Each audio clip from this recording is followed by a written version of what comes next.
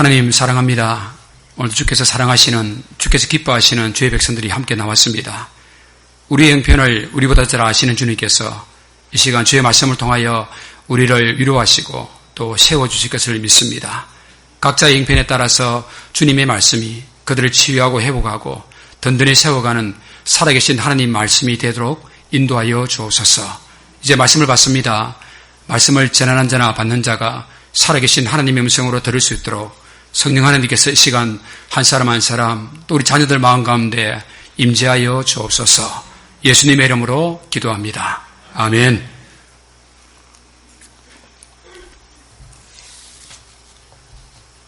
여름 장마철이 되면은 갑자기 비가 올 때가 많습니다. 폭우죠. 그래서 강이나 산이나 그곳에 물이 넘쳐서 강가에서 캠프하던 사람들이 어려움을 당하는 것들은 매년마다 여름철에 뉴스로 듣고 있습니다. 한 사람이 물에 빠졌습니다. 이제 누군가의 도움이 아니면은 그는 곧 물속으로 잠기게 됩니다. 벌써 몇 번 왔다 갔다 한 후에 더 이상 누군가의 도움이 없으면은 그는 물속에 잠기고 숨이 멎게 될 것입니다. 그런데 바로 그때에 지나간 한 사람이 멀리서 그 광경을 봤습니다. 그 밀려오는 물살이 정말 위험한데도 불구하고 그는 자신이 죽을 수도 있는 위험에도 불구하고 그를 향해서 달려 들어갔습니다. 물속으로 뛰어들었습니다. 그리고 결국 그를 붙잡고 밖으로 나오게 되었습니다. 물에 빠진 한 사람을, 죽을 한 사람을 살린 것이죠. 여러분 얼마나 감사한 일입니까? 살아난 그 사람은 말로 다 할 수 없고 그 무엇으로도 갚을 수 없는 은혜를 받은 것이죠. 여러분 생명을 살리는데 무엇으로 받겠습니까? 돈으로 갚을 수 있나요? 시간으로 갚을 수 있나요? 도무지 갚을 수 없는 은혜를 받은 것입니다. 그런데 만일에 그 사람이 자기를 구해준 그 사람 앞에서 이렇게 말한다면 여러분 어떻게 생각하겠습니까? 당신 정말 나를 살린 거 맞습니까? 내가 눈을 뜨니까 당신이 내 앞에 있는데 혹시 당신 말고 다른 사람이 구해줬는데 당신이 지금 나를 구했다고 거짓말하는 거 아닙니까? 나는 당신을 알지도 못하고 당신도 나를 알지 못하는데 당신이 나를 구할 이유가 없잖아요. 왜 나를 구했습니까? 그런데 왜 당신이 나를 살린 것입니까? 혹시 나를 살렸다고 말하면서 딴 꿍꿍이 목적이 있는 거 아닙니까? 돈을 끌어내든지 뭔가를 받기 위해서 보상받기 위해서 지금 나를 살렸다고 거짓말한 거 아닙니까?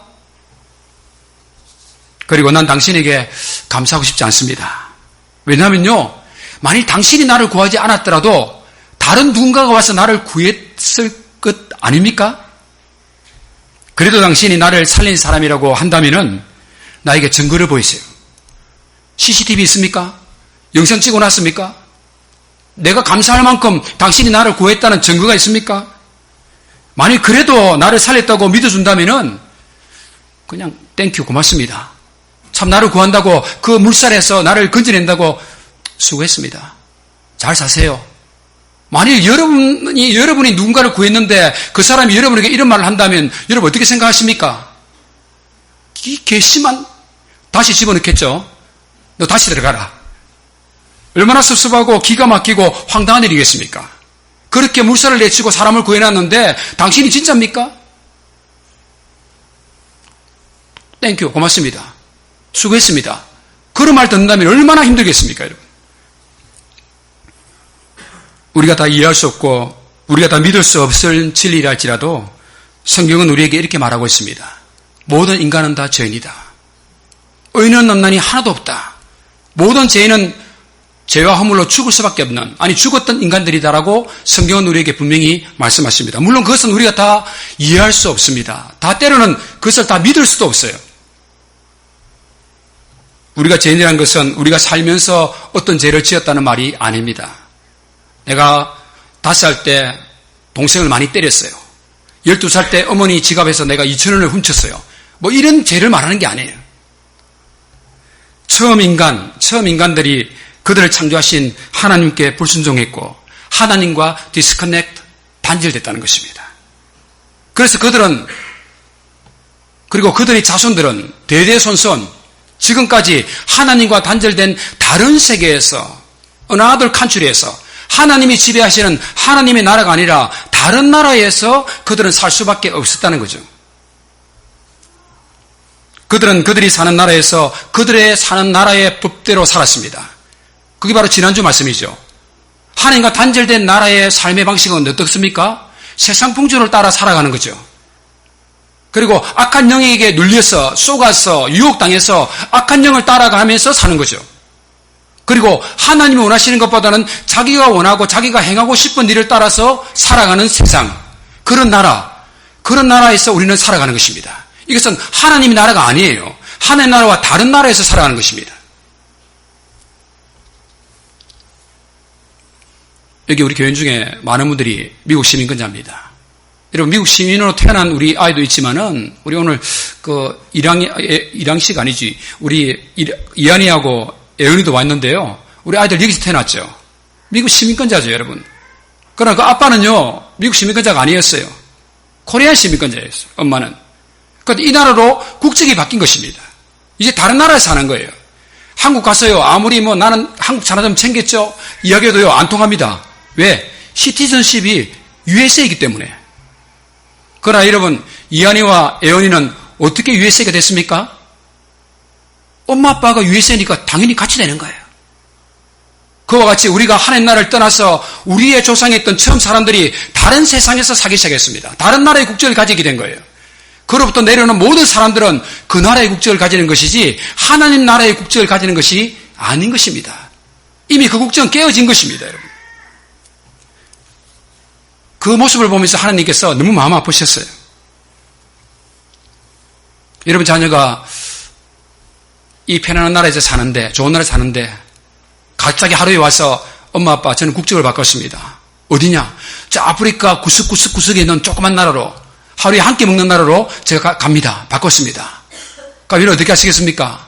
우리 아들 장하다. 거기서 하루에 한 끼 먹으면서 잘 살아라. 빠이빠이. 그렇게 하시겠어요? 너 그게 무슨 일이냐? 다시 돌아와야지. 다시 엄마가 있는 이 나라로 돌아와야지. 라고 무슨 방법을 써서라도 아이들을 데려오지 않겠습니까, 여러분? 바로 그 마음처럼 오늘 세상 풍조 따라서 악한 영의 유혹과 속임수에 속여서 자기 원대로 살아가는 다른 세상에 살고 있는 우리들을, 죄인들을 하나님은 하나님 나라로 다시 복귀시키고 싶은 거예요. 그렇게 살아가는 우리들을 보면서 안타까운 마음으로 하나님 나라에 살도록 주님이 작전을 짜신 것입니다. 그 놀라운 작전 이름이 뭐냐면요, 위드 지저스라는 작전을 했어요. 여러분 작전 아시죠? 이번 작전명이 뭡니까? 올빼미입니다. 이렇게 얘기하잖아요. 이번 하나님 작전이 뭐냐? 위드 지저스라는 작전을 주님이 만드신 것입니다. 긍휼이 풍성하신 하나님이 우리를 사랑하신 그 큰 사랑을 인하여, 그 큰 사랑 때문에 작전을 행하시는 거예요. 어떤 작전입니까? 허물로 죽은 우리를 그리스도와 함께 살리시는 작전이에요. 그리고 또 함께 일으키시는 작전. 그리스도 예수 안에서 함께 하늘에 앉으시는 작전. 그게 바로 하나님의 그 위대하신 위드 지저스라는 그 작전이에요. 하나님이 그들을, 또 우리를 하나님 나라의 백성되게 하시려는 이유는 무엇입니까? 왜 하나님께서 그렇게 하시는 것입니까? 그것은 전적으로 하나님의 긍휼하심과 하나님의 그 큰 사랑이에요. 하나님 우리에게 그런 은혜를 주셔서 혜택 보려고 하시는 것이 아니에요. 뭔가 얻어내려고 하는 것이 아닙니다, 여러분. 그래서 하나님은 그들을 살리시기 위해서, 우리를 살리시기 위해서 어떻게 했습니까? 그 작전 중에 가장 핵심이 뭡니까? 예수님을 이 땅에 보내시는 거예요. 요한복음 말씀 같이 읽겠습니다. 시작. 하나님이 세상을 이처럼 사랑하사 독생자를 주셨으니 이는 그를 믿는 자마다 멸망하지 않고 영생을 얻게 하려 하심이라. 하나님이 그 아들 세상에 보내신 것은 세상을 심판하려 하심이 아니요 그로 말미암아 세상이 구원을 받게 하려 하심이라. 예수님을 보내서 우리로 멸망치 않고 영생을 얻도록 하는 것이 하나님의 위드 지저스, 이 놀라운 작전인 것입니다, 여러분.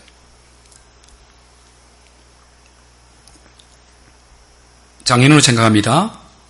한국에 제가 휴가를 다녀올 때 비행기 타고 가죠, 여러분. 12시간씩 이렇게 13시간씩 갑니다. 가끔 저도 그 비행기에 있는 그 무비를 봅니다. 한 두세 편 보고 나머지는 뭐 자기도 하고 책도 보고 그러는데요. 때로는 이 무비가 참 은혜가 될 때가 있어요. 이 목사인데 때로 이 무비가요, 은혜가 될 때가 있습니다.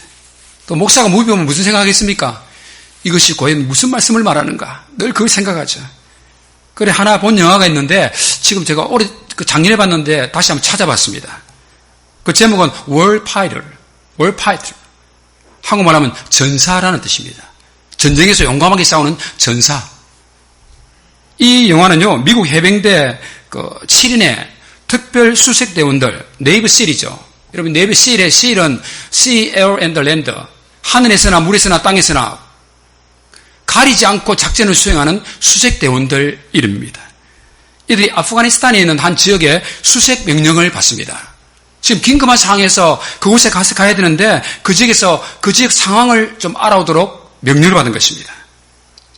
그들이 새벽 헬기를 타고 가서 그 새벽 어두운 밤에 그곳에 투하되고 그들은 자리를 잡고 이제 점점 하루, 이틀, 사흘, 날, 일주일, 2주일 동안 그곳을 지금 탐색하고 있는 것입니다.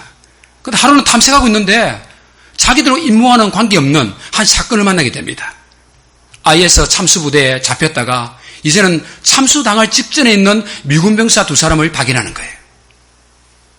멀리서 이 망원경을 보니까 이제 미군 2사람을 저 사막 가운데서 이제 참수하려고 준비하고 있는 장면을 발견하는 것입니다. 고민됐습니다. 어떻게 할 것인가? 만약 이게 총을 쏘거나 사건이 일어나면은 자기들이 다 드러날 것인데, 그럼 수없이 많은 IS 군대들이 달려올 것인데, 저 병사들을 구할 것인가? 아니면 우리만 나의 아이가 기다리는, 나의 와이프가 기다리는 나라로 돌아갈 것인가? 고민이 되는 거예요. 그러다가 그 팀장이 결정합니다. 구해가자. 저들도 그들의 자녀가 있고 와이프가 있을 것인데 구해가자. 탈출시키기로 결심했습니다. 그런데 탈출시키려고 하는 그 과정에서 한 사람은 사살됩니다. 이 미군 한 사람은 사살되었습니다. 그리고 나머지 한 미군은 다행히 구출시켰습니다. 그런데 그는 IS 조직원들이 그렇게 고문하다가 어떻게 합니까? 여러분, 전쟁은 무서운 거죠. 상상할 수 없는 거죠. 눈에다가 케미컬, 화양약품을 집어넣었어요. 눈을 멀게 한 것입니다. 눈이 보이지 않는 것입니다. 여러분, 어떻게 할까요? 뛰어가도 안 될 판인데 이 눈도 멀어서 보이지도 않아. 그 보이지 않는 사람은 어떻게 데려갈 것입니까? 얻고 갈 것입니까? 어떻게 갈 것입니까? 그러나 그들은 포기하지 않았습니다. 포기하지 말자. 데려가자. 그리고 몇월 몇 시 어디에 헬기가 와서 자기들을 데려갈 것인데 그 지점까지 함께 가는 것입니다. 여러분 예상대로 그 총소리를 듣고 IS의 수많은 수색대원들이 여기저기서 막 나오기 시작하는 것입니다. 전투가 벌어졌습니다. 수색대원들 한 사람 한 사람이 아깝게 목숨을 잃어갑니다. 앞을 볼 수 없었던 이 미군포로 그는 오직 가이드만 붙잡았습니다. 왜? 앞이 안 보이니까. 그 앞에 있는 군사의 옷만 붙잡고 따라가는 것입니다. 그리고 자유의 나라로 가족의 품으로 돌아올 수 있었습니다. 결국 그는 자유의 나라로 가족의 품으로 돌아왔지만은 안타깝게도 미군 수색대원 7명은 마지막까지 싸우다가 그 자리에서 전사하고 그만 돌려보낸 것입니다. 물론 이것이 실화가 아닐 수도 있고요. 때로는 이런 일은 충분히 있을 수가 있습니다. 수많은 미군들이 지금 전 세계에서 전쟁을 하고 이렇게 하면서 여러분 이런 일이 비일비재하지 않습니까? 비록 영화지만은 이 영화가 우리에게 은혜를 주더라고요. 영적인 깨달음을 줍니다. 사랑하는 성도 여러분, 우리는 지금 어떻게 살아가고 있습니까? 저는 오늘 이 영화를 보면서 우리도 이 미군 포로처럼 눈먼 인생을 산다고 저는 생각했어요. 그 미군 병사가 다른 사람이 아니라 바로 나 자신이구나. 우리구나. 어디로 갈지 갈 바를 알지 못하고 어디로 그 무엇이 선인지 악인지도 구별하지 못하고 그렇게 우리는 살아가는구나. 이 끈을 놓으면 저 가이드만 놓으면 죽을 수밖에 없는 인생을 살아가는 것이 내 인생이구나. 그런데 주님께서 특별 작전을 베푸셨습니다. 우리를 불쌍히 여기셔서 나를 불쌍히 여기셔서 예수님께서 우리를 포기하지 않으시고 외면하지 않으셨다는 것입니다. 예수님은 스스로 이 땅에 오셔서 십자가에 스스로 희생당하심으로 저와 여러분을 우리들을 구원의 나라로 하나님 품으로 돌아오도록 해 주신 것입니다. 여러분 미군 포로가 사는 길이 무엇입니까? 자신을 인도하는 가이드 꼭 붙잡는 거죠. 그를 놓치면요 길은 한 가지밖에 없어요. 그가 가이드에 손을 넣는 순간에 그가 가이드와 멀어지는 순간에 그를 기다리는 것은 오직 한 가지 죽음뿐입니다. 죽음뿐입니다. 사망뿐인 것입니다. 사랑하는 성도 여러분, 이 아침에 여러분 어떻게 이 자리에 앉아 계십니까? 우리가 어떻게 오늘 구원받은 하나님의 자녀들 속에 구원받은 백성들이 드는 이 예배 속에 여러분이 앉아있는 것입니까? 여러분이 시간을 낸 것입니까? 내가 차 타고 왔습니까? 그래서 이 자리에 앉아있는 것입니까, 여러분? 예수님께서 오늘도 우리와 함께 하셨기 때문입니다. 우리를 꼭 붙잡고 이곳으로 오도록 해주셨기 때문입니다. 그리고 우리도 예수님 곁에 그동안 쫙 붙어 있었기 때문에 힘들고 어렵지만은 이 세상 살아가는 것이 너무나 힘들지만은 예수님 곁을 떠나면 죽을 수밖에 없기 때문에 예수님 곁에 바짝 붙어 있었기 때문에 오늘 이 자리도 기억하고 나온 줄 믿습니다. 5절을 다시 묵상합니다. 허물로 죽은 우리를 그리스도와 함께 살리셨고 또 함께 일으키셨고 그리스도 예수 안에서 함께 하늘에 앉히셨습니다. 사실 이 말씀은요, 그냥 지나갈 수 있는 말씀이지만 너무나 놀라운 말씀입니다. 혹시 이 말씀을 그동안 여러분 관심 없이 오해하고 지나간 분도 이 자리에 많이 있을 것입니다. 오늘 그 말씀을 잘 이해하시기를 부탁드립니다. 사실 오늘 이 말씀의 내용은요, 사도신경이 다 나오는 거죠. 여러분 오늘도 고백한 거죠, 여러분. 같이 한번 읽어볼까요? 다 함께 시작. 장사한 지 사흘 만에 죽은 자 가운데서 다시 살아나시며 하늘에 오르사 전능하신 하나님 우편에 앉아 계시다가 예수님께서 죽음에서 살아나셨습니다. 레주렉션, 부활을 말하는 거죠. 예수님께서 하늘에 오르셨습니다. 성천을 말하는 거죠. 그리고 예수님께서는 하나님 우편에 앉아 계십니다. 그런데 여러분 오늘 이 말씀 보면서 이렇게 해석하고 그냥 넘어가는 분들이 참 많아요. 말씀을 깊이 안 보고 제대로 눈을 떠서 안 봐서 그래요. 부활하면 그냥 주님, 올라갔다 하면 성천, 하나님 옆에 하면 예수님. 여러분 오늘 말씀을 자세히 한번 보세요. 오늘 말씀, 이 바울의 말씀이 위대하고 우리가 관심 가져야 할 이유는요, 이것은 오늘 말씀은요, 예수님에 관한 이야기가 아니에요, 여러분. 예수님의 부활과 예수님의 성천과 예수님의 하나님 우편에 앉아 계신 것을 말하는 게 아니에요, 여러분. 그리스도인들에게 일어날 일을 말하고 있는 거예요. 그리스도인에게 일어날 일을 말하고 있는 것입니다. 우리에게 일어날 너무나 중요한 이야기를 지금 하고 있는 것입니다. 오늘 말씀은 무엇입니까? 하나님이 우리를 made us alive, 우리를 살리셨다. 성도들을, 예수 믿는 우리들을 그리스도와 함께 죽음으로부터 살리셨다는 말씀입니다. 우리를 하늘에 오르게 하셨다는 말입니다. 우리를 하나님 곁에 계시게 했다는 그런 말씀이에요. 어떻게 이런 일이 가능할까요?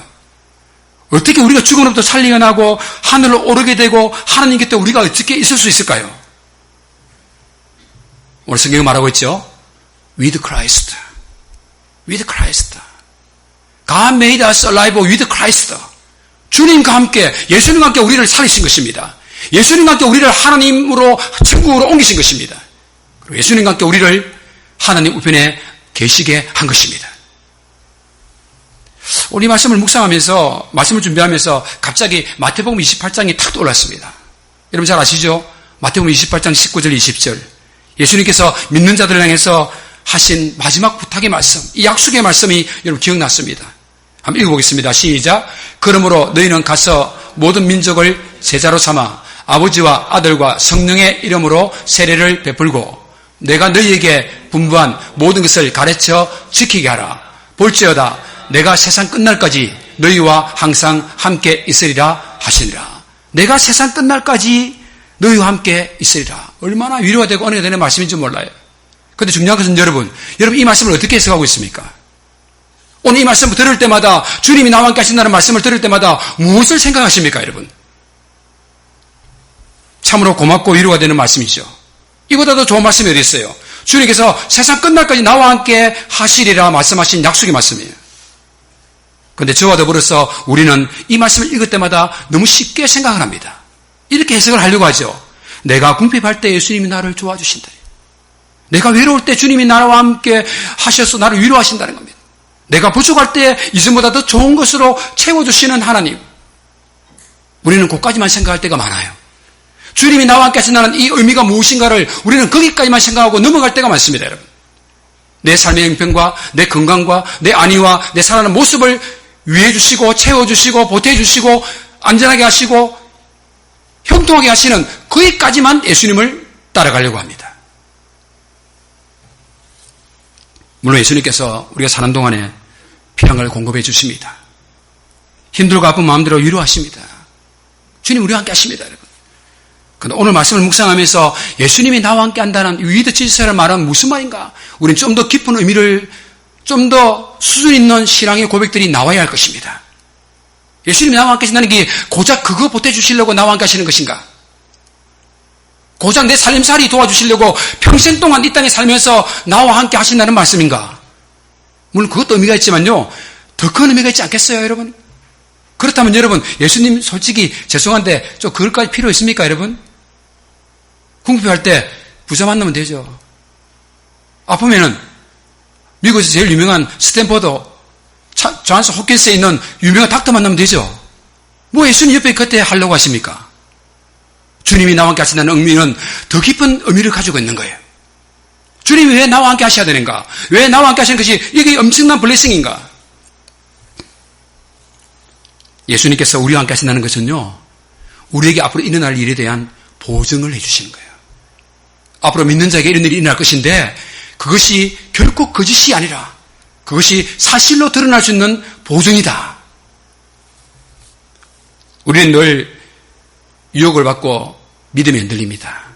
여러분, 지난 장정환도 여러분 믿음이 흔들리지 않았습니까? 예수님 정말 계신 건가? 예수님 정말 나를 위해 십자가에 죽으신 거야? 정말 예수 믿으면 구원받는 거야? 의심하지 않았습니까? 사는 것이 힘들면 의심하기도 하죠. 교회에 나와도 뭐 그렇게 기쁘지도 않고 별 즐겁지도 않아요. 그렇게 뭐 해피하지 않아요. 오히려 다른 곳에 가면 더 해피하고 좋을 일도 있지 않아요. 그때 사탄은 우리 마음에 의심과 불신의 생각을 집어넣는 거예요. 가룟 유다에게 했던 것처럼. 당신은 정말 죄로부터 자유롭게 구원받았습니까? 라고 질문하게 하는 것입니다. 그리고 스스로에는 나는 정말 죄로부터 자유하고 죄사함을 받은 것인가? 의심하게 하는 것입니다. 당신은 정말 천국으로 갈 것입니까? 지금 사는 모양이 그 모양인데 그런 하나님이 당신을 천국으로 옮길 수 있는 능력이 있겠습니까? 라고 끊임없이 의심의 말을 들을 수밖에 없는 거예요. 여러분 스스로는 그렇게 생각하지 않습니까? 당신은 정말 하나님의 자녀인가요? 내가 뭐 우리 아버지 자식이지 뭐 하나님 자녀인가? 의심하지 않나요? 하나님 자녀 봐서 무슨 덕을 보려고 불신하지 않나요? 바로 그때에 내가 나의 죄와 나의 천국 갈 것과 내가 하나님 자녀인 것에 대한 끊임없는 이 땅을 떠날 때까지 끊임없이 의심하고 유혹당하고 무너질 때 그때 주님께서 우리 곁에서 우리에게 용기를 주시면서 오늘 말씀하시는 거예요. 여러분 절대로 생각하지 마십시오. 여러분 의심하지 마시길 바랍니다. 여러분은 나와 함께 살아났던 사람입니다. 하나님께서 여러분을 나와 함께 살리신 사람들이에요. 나와 함께 여러분은 천국에 갈 것이고 나와 함께 하나님 곁에 앉을 것입니다. 내가 보증하고 내가 확신합니다. 오늘 예수님이 그 말씀하시려고 이 말씀을 주신 거예요.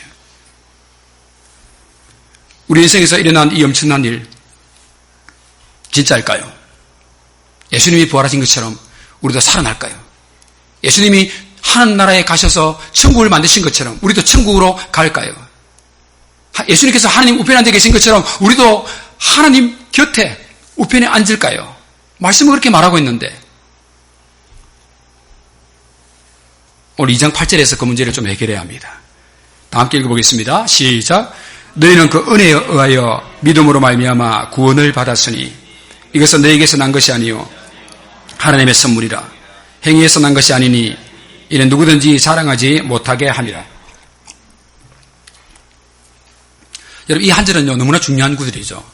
이 한 절 갖고 목회자는 평생을 고민합니다. 그리고 수많은 신학자들은 이 한 절 가지고 평생 학문을 하죠. 성도들은 이 말씀을 가지고 늘 갈팡질팡 갈등하는 구절이죠. 은혜에 의하여 믿음으로 말미암아 구원을 얻었다. 은혜와 믿음, 은혜와 행위. 우리 이 구절을 읽을 때마다 참 많은 질문을 목사로서 받기도 합니다. 여러분 질문 드리겠습니다. 한번 대답을 해보시면 좋겠습니다. 최 목사는 뭐 쉬운 질문하지 어려운 질문 안 합니다. 포로된 아까 영화 보셨죠 여러분? 그 포로된 미군이 가족의 품으로 돌아왔죠. 그리고 자유의 나라로 돌아왔습니다.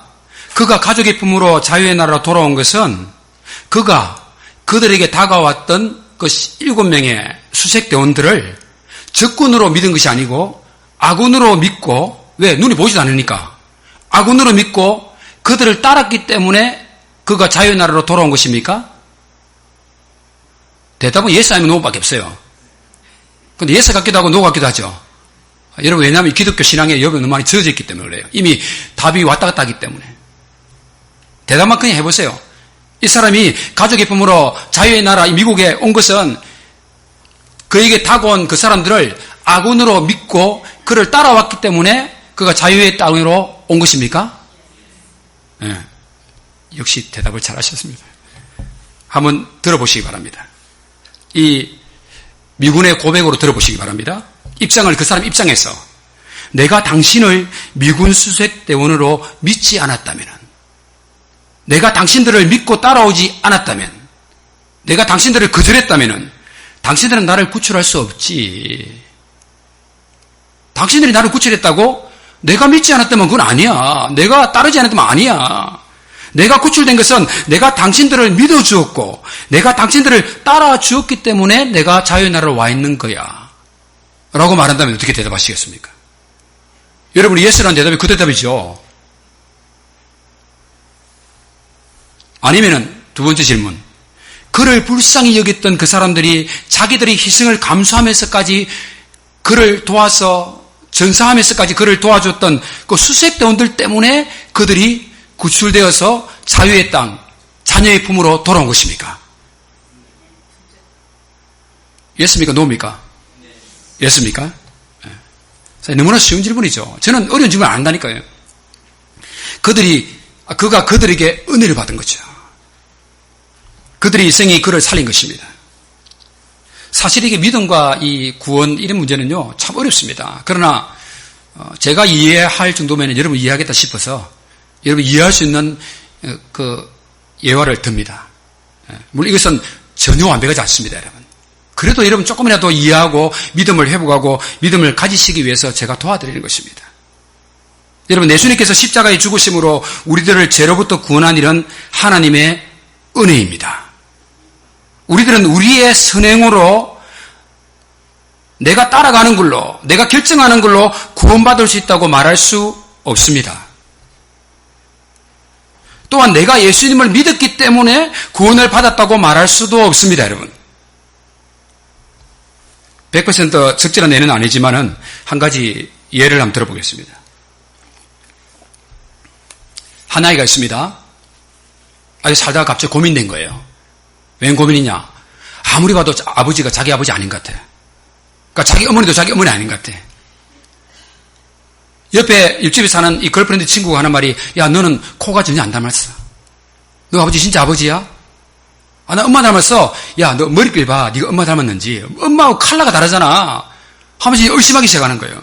그래서 이 아이가 내가 정말 나의 어머니 아버지의 친자식인가? 친자에 대한 의심을 하기 시작하는 겁니다. 그래서 주변의 사람들이 물어봤어요. 오래 함께 살았던 옆집 아저씨와 할아버지들한테 가서 물어봅니다. 할아버지, 아저씨, 제가 정말 이 집에서 엄마 아빠에게 태어났나요? 그들이 자식인가요? 그러니까 맞지. 내가 너 태어난 거 봤지. 너는 그 아저씨하고 아줌마 그분 두 분의 자녀가 맞아. 이제 거의 막 이제 확실한 거 나옵니다. 나와서 집에 딱 들어서는데 보니까 막 야단치는 엄마 아빠를 보니까 이것은 분명히 주워왔구나. 그 할아버지 아저씨도 같이 짜고 하는 것이다. 그렇게 고민된 거예요. 그래서 요즘 마지막으로 하는 것이 무엇입니까, 여러분? DNA 검사를 해야 돼요. DNA 검사. DNA 친자 검사를 하는 거예요. 파터니티 테스트. 친자 검사를 하는 거예요.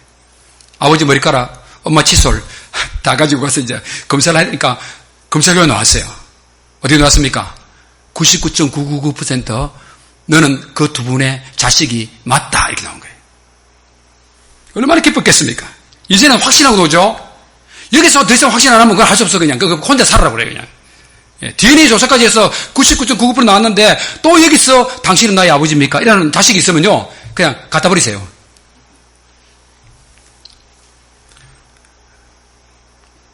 이제는 의심하지 않고 그들이 자신의 친부모임을, 그리고 자신은 그 두 분의 친자식임을 믿기로 했습니다.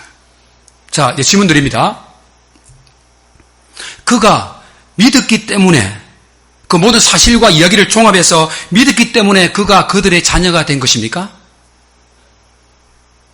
Yes, I'm no예요. DNA 조사하니까 99.9% 나왔어요. 이제 그 자신을 믿을 수밖에 없잖아요. 근데 그걸 믿었기 때문에 그가 그들의 자녀가 된 것입니까? 그의 믿음이 그가 친자인 것을 결정하는 결정적인 요인이 됩니까? 아니죠, 여러분. 왜 그가 친자 자식을 DNA 하든지 뭘 하든지 관계없이, 그것도 중요하겠지만은, 그가 결정적으로 그 두 분의 자녀가 된 이유는 무엇입니까? 무엇입니까? 그 두 분이 나왔으니까. 그 두 분으로부터 태어났으니까, 분명한 거죠, 여러분. 믿음은 태어납니까, 여러분? 아닙니다. 태어났다는 모든 과정을 믿는 것이지, 믿었다고 태어나는 것이 아니에요, 여러분. 맞습니까? 그리고 그들이 지금까지 그를 사랑하고 양육했기 때문에 지금의 그가 존재하는 것이죠. 한 사람이 부모로부터 태어나서 것이 전적으로 은혜이듯이. 여러분 가운데 그런 자식이 없길 바랍니다. 엄마, 나 태어나게 해서 고마워. 내가 20년 동안 매달마다 1,000불씩 내 용돈 줬으니까 이제 그 그레이스는 다 갚은 거야. 알았지, 이제? 그리고 내가 원하는 대로 오늘부터 내가 내 엄마 하려면 하고 안 하려면 안 해, 내가 알아서 해. 이런 그런 자식이 있나요? 그레이스는요, 돈으로 시간으로 계산할 수 있는 게 아니에요, 여러분. 우리가 예수님 믿고 그리스도를 살아가는 것은 하나님의 은혜입니다, 여러분. 전적인 은혜예요, 여러분. 우리 믿음은 쉽게 말하면요, 내가 믿었다는 것은 하나님의 그 나를 구원하신 은혜에는요, 명함도 낼 수가 없는 거예요, 사실은. 근데 오늘 이 구절을 잘못 해석할 수 있는 거예요. 은혜하여 믿음으로, 그 믿음으로다 크게 그냥 콱 찍어버리면요, 은혜는 죽어버리는 거예요. 아닙니다, 여러분. 그러므로 자식은 평생 동안 부모들에게 효도해야 합니다. 언제까지? 죽을 때까지 해야 됩니다. 왜? 죽을 때까지 해도요, 그 그레이스는, 은혜는 갚을 수가 없어요, 여러분. 다 알죠, 여러분? 다 아시는데 그렇게 안 하더라고, 보니까. 다 알면서, 갚을 수 없다면서, 다 갚은 것처럼, 이제는 안 해도 되는 것처럼. 그리고 그리스도인들은 은혜로 나를 사랑하시고 나를 구원하신 하나님을 한없이, 끝없이, 제한 없이 사랑하고 예배하고 순종해야 합니다. 동의하십니까, 여러분? 그 은혜를 아는 자만이 아멘할 것입니다. 그 은혜가 뭔지, 내가 구원받고 하나님 자녀가 된 것이 은혜가 무엇인지 깨닫지 못하면요, 그 뒤로는 아무 변화도 일어나지 않을 것입니다. 그런데 감사한 것은요, 또 제가 이 목사 설교 준비하면서 기도한 것은 오늘 이 말씀을 함께 들으면서 저 여러분이 이미 받은 분도 있고 오늘 받을 분도 있겠지만은 내가 이렇게 사는 것이 예수님 십자가의 은혜임을 깨닫기 바랍니다. 세상에 있는 그 무엇으로 비교할 수 없는 하나님의 은혜인 것을 여러분 깨닫기를 바랍니다. 우리가 그렇게 받았다면, 그 은혜를 받았다면 어떻게 살아야 할까요? 여러분, 그 은혜 받은 것을 깨닫지 못하면 이 이후의 설교는요, 의미가 없는 거예요. 근데 여러분 다 받은 걸로 믿고 제가 설교를 합니다. 받았다면 우리는 어떻게 살아야 할까요? 어떻게 행동해야 될까요? 2장 10절에 같이 읽겠습니다. 시작. 우리는 그가 만드신 바라 그리스도 예수 안에서 선한 일을 위하여 지으심을 받은 자니 이 일은 하나님이 전에 예비하사 우리로 그 가운데서 행하게 하려 하심이라. 우리는 그가 만드신 바라는 것은 창조라는 의미도 될 수 있지만은 우리를 다시 새로운 하나님 나라의 사람으로 본어게에 만드신 그 하나님의 은혜에 대해서 우리는 예수님 안에서 선한 일을 하면서 살아가라고 주님은 만드신 거예요. 그럼 우리가 하나님 은혜 받은 우리가 평생 살면서 해야 할 선한 일은 무엇일까요? 오늘 이 선한 일은요, 에베소서 말씀을 볼 때에는 에베소서 1장부터 3장까지는 우리가 왜 은혜를 받았는가, 당신은 누구인가, 거기에 대해서 말씀하는 거예요. 그리고 4장부터 6장까지는 당신이 그것을 믿는다면은 이렇게 살아야 합니다라고 4장부터 6장까지 나와 있습니다. 오늘 그 설교는 이 다음에 할 거니까요, 오늘은 여러분에게 이 선한 일이 무엇인가를 맛배기만 딱 보여드리고 그것은 앞으로 한 달, 두 달 동안 정말 은혜 받은 사람이 해야 할 삶의 선한 일이 무엇인가를 함께 나누려고 합니다. 큰 그림을 보면요, 여러분에게 두 가지를 소개합니다. 첫째는요, 가정에서 선한 일을 해야 돼요. 가정에서. 내 교수님 가정에서 여러분 선한 일을 해야 됩니다. 가족들을 사랑하고 돌봐야 합니다. 누구 모르는 사람 없나요? 근데 알면서 안 하더라고요, 보니까. 알면서 말도 함부로 하고, 대접도 함부로 하고. 우리의 현장이잖아요. 여러분, 은혜 받은 사람으로서요, 태도를 바꿔야 합니다. 사랑하고 돌봐야 합니다. 가족들을 귀중하게 여기고 서로 존중해야 합니다. 가족들은요, 그 무엇으로도 판단하시면 안 돼요. 돈, 학위, 능력, 재력, 실력, 여러분, 이런 가지고요, 가족들은 판단하시면 안 됩니다, 여러분. 경제적으로나 영적으로 힘들고 어려울 때에 바가지 긋지 마시고요. 위로해야 하고 격려하셔야 돼요. 우리 뭐 조금 적게 먹으면 되지 뭐, 괜찮아. 그래도 너무 수고했어. 이렇게 해야지, 이것밖에 못하느냐고. 옆집에 아저씨는 이렇게 하는데 당신은 이것밖에 못하는, 여러분, 그 가족 아닙니다, 여러분. 힘들고 어려울 때, 특별히 경제적으로 어려울 때, 그 다음에 영적으로 어려울 때, 한 사람이 영적으로 침체하면요, 기도를 해주셔야 돼요. 때로는 금식으로 기도해야 됩니다. 여러분, 아내가 힘들 때, 남편이 힘들 때, 남편과 아내의 금식 기도는요, 반드시 능력이 있습니다. 저는 목회 가운데 그런 경험을 참 많이 했습니다. 남편이 예수 안 믿는다고 40일을 정말 금식하는 사람을 봤어요. 그것도 아무도 모르게 아침만. 근데요, 제가 목회하면서 목회 끝날 때, 부산에서 6년 목회할 때, 내가 미국으로 떠나올 때 그 집사님이 그런 얘기를 하더라고요. 목사님, 제가 남편을 위해서 금식 기도했습니다. 여러분, 기도하는 능력입니다, 여러분. 누군가 우리 가족 중에 영적으로 약할 때 그들을 위해서 기도해주는 힘이 여러분 정말로 간증이 되고 기적이 될 줄 믿습니다. 이처럼 경제적으로 어려울 때 이 땅에 살아가는 거 힘들지만요, 그만큼이나 우리 가정의 믿음과 나 자신의 믿음을 함께 빌딩하는 일을 여러분 함께 하셔야 됩니다. 함께 하셔야 돼요. 두 번째는요, 교회에서 선한 일을 해야 합니다. We must do good work in the church. 교회에서요, 악한 일 하시면 안 돼요. 선한 일을 하고 선한 사람, good people이 돼야 됩니다. 이 시간 단어 이야기하지 못하고요, 여러분에게 오늘 선물 드렸습니다. 그 주반에 한번 보세요. 제가 오늘 스페셜 페이퍼를 안 내놨죠? 들어보시기 바랍니다. 오늘은 주보는 두고 가시는 분이 계신데, 주보는 두고 가도 이거는 가져가시기 바랍니다. 교회에서 우리들이 할 선한 일들 120가지를 뽑았습니다. 와, 이 목사님 120가지 됩니까? 예, 더 뽑으려다가 종이 때문에 조금만 뽑았습니다. 이거 가지고요, 외우지 마시고요, 그냥 집에 가서 1번부터 120번까지 쫙 조용할 때 정직한 마음으로 읽어보세요. 읽기만 해도 우리 자신을 금방 테스트할 수 있고 이것저것 할 수 있습니다. 그냥 한 번만 읽어보세요, 여러분. 제발 부탁합니다, 여러분.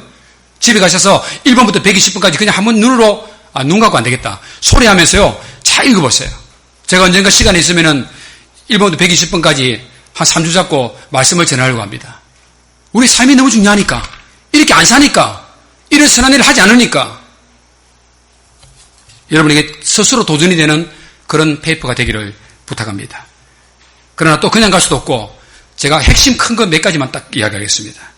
교회에서 가장 선한 일 중에 하나는 유니티입니다. 원니스. 하나 되는 거예요. 교회에서는 분리라는 게 있을 수 없습니다, 여러분. 나누는 거 있을 수 없습니다, 여러분. 두 개 있을 수 없습니다. 오직 하나가 되어야 합니다. 모든 일을 할 때나 모든 관계를 할 때도 여러분 하나가 되어야 합니다. 또한 모든 일에는 다양한 생각들이 있죠. 여러분 이거 한번 보세요. 저거 그림 보세요. 제가 그림이 너무 이쁘더라고요. 이쁘죠, 여러분? 무슨 그림입니까? 종이 비행기. 그런데 가만히 보면 특징이 하나 있죠. 어떤 특징이 있습니까? 색깔이 다르죠. 예, 색깔이 다 달라요. 우리 모두는 색깔이 다 달라요, 여러분. 말투도 다르고 성격도 다르고 재정적인 그런 관리도 다르고요, 신앙도 다르고 다 달라요, 여러분. 그런데 또 한 가지 특징이 무엇입니까? 찾아내는 분은 대단한 분이신데, 이미숙 집사님이 발견하셨네. 이렇게 막 하시네, 이렇게. 네. One way, the same direction. 한 방향으로 가는 거예요. 색깔이 달라요, 여러분. 나도 이쪽으로 가고 싶어요. 그러나 전 교회가 함께 한 방향으로 갈 때는 같이 가는 거예요. 아멘입니까? 그게 선한 일이에요. 교회에서 하는 선한 일이에요. 서로의 약함에 대해서 우리는 배려하고 용납해야 합니다. 그리고 작은 수고에도 칭찬을 아끼지 여러분 말아야 합니다. 칭찬을 아끼지 말아야 합니다. 오늘 저희 집에서 비빔밥 했거든요. 맛있습니다, 오늘. 왠지 아세요? 저희 집사람이 집에서 일주일 동안 했어요. 투고한 거 아닙니다, 여러분. 저는 별로 한 일이 없지만은, 하여간 다 일조도 냈어요. 여러분, 큰일이 아니죠. 작은 일이죠. 저희 집만 그렇나요? 매주마다 식사 준비하는 그 아름다운 마음들이 얼마나 애씁니까, 여러분? 1주 전부터, 2주 전부터, 지금 보니까 3주 전부터 지금 뭐 할까 고민하는 분도 계시더라고. 어르신들 보니까. 그 마음을 여러분 받으셔야 돼요. 별것도 아니지만은 정말 고맙다고. 혹시 오늘 나물이 좀 짜더라도 짭다고 말하지 마시기 바랍니다. 사모님 맛있습니다. 이런 나무는 세상에 처음 봤습니다 하면서 같이 격려하는 거예요. 장로님, 집사님, 권사님 수고하셨습니다. 고맙습니다. 그게 교회에서 하는 선한 일이에요. 서로의 다름을 비난하거나 비판하거나 분리하지 말고 오직 다양한 서로의 특징을 인정해 주셔야 됩니다.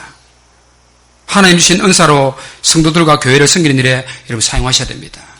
여러분, 주님이 여러분에게 무엇을 주셨습니까? 지금 그것을 어디다 쓰고 있습니까? 여러분, 기도하면서 주님과 교회를 위해서 쓰시기 바랍니다.